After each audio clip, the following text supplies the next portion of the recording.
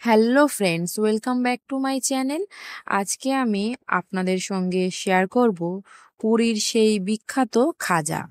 জগন্নাথ দেবের প্রসাদ বা ভোগ হিসেবেও নিবেদন করা হয় এই খাজা। এই খাজা ছাড়া কি রথযাত্রা কমপ্লিট হয়? কম বেশি প্রায় জায়গায় এই রথযাত্রা উপলক্ষে মেলা হয়, কিন্তু এই ছিপছিপে বৃষ্টিতে বেরোতে ইচ্ছে না করলে ঘরে বসেই খুব তাড়াতাড়ি, খুব সহজে মুচমুচে বানিয়ে ফেলুন খাজা। তো চলুন দেখে নেওয়া যাক এই খাজা আমি কিভাবে বানাচ্ছি। নিয়েছি আমি 2 বাটি আটা। এবার ওতে একে একে দিয়ে দেব সামান্য লবণ, মৌরি, বেকিং পাউডার এবং 2 টেবিল স্পুন তেল দিয়ে ভালো করে একটু মাখিয়ে নেব। যখন এরকম দলা হয়ে আসবে, দিয়ে দেব সামান্য সামান্য করে জল। একেবারে জলটা দেব না, সামান্য জল দেব আর মাখবো। দিয়ে একটা ডো তৈরি করব। বেশি নরম করতে লাগবে না। দিয়ে কিছুক্ষণ রেস্টে রেখে দেব। তারপর এদিকে আমি গ্যাসে একটা পাত্র নিয়ে শিরা বানিয়ে নেব। নিয়েছি 1 বাটি চিনি এবং 1 বাটি জল দিয়ে ভালো করে নাড়িয়ে চাড়িয়ে শিরা করব। দিয়ে দেবো এলাচ। যখনই শিরার রং চেঞ্জ হয়ে আসবে, একটু হাতে দিয়ে দেখে নেব চিটচিট যদি করে, তারপরে দিয়ে দেব কয়েকটা কেশর। এটা অপশনাল, আপনারা চাইলে দিতেও পারেন, নাও দিতে পারেন। দিয়ে শিরাটা রেখে দিয়ে আমি এখানে নিয়েছি 6টা লেচি কেটে নিয়ে এক এক করে রুটির আকারে যতটা পাতলা হয় করে নেব, যেন গোল হয় এবং যতটা সম্ভব পাতলা করা যায়। নিয়ে এক এক করে সব রুটিগুলো করে নিয়ে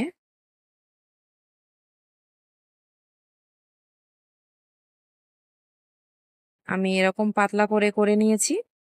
তারপরে প্রথম রুটির ওপরে ঘি এবং ময়দা লাগিয়ে আবারও একটা রুটি দিয়ে দেবো।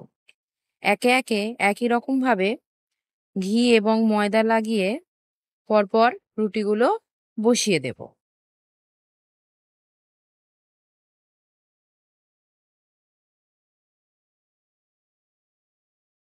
দিয়ে ওপরে আবার ঘি ময়দা লাগিয়ে রোল করে নেব। দেখুন, একদম হালকা হাতে এরকম ভাবে রোল করে নেব এবং মুখগুলো জল দিয়ে আটকে দেব। দিয়ে একটা চাকু দিয়ে সাইজ মতো কেটে নেব।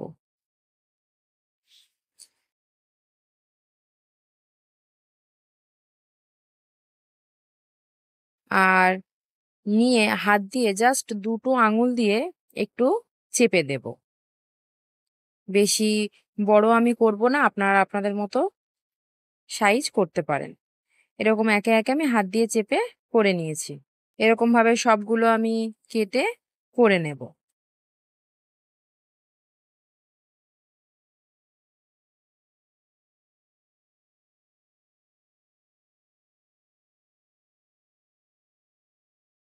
আপনারা যদি চান দোকানের মতো বড় জিভে গজা বানাবেন, তাহলে একটা বেলুন দিয়ে ওটাকে প্রেস করে এরকম লম্বা করে নিলেই কিন্তু বড় জিভে গজাও হয়ে যাবে।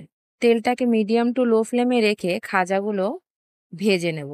একটু ধৈর্য ধরে ভাজতে হবে, না তো মুচমুচে হবে না।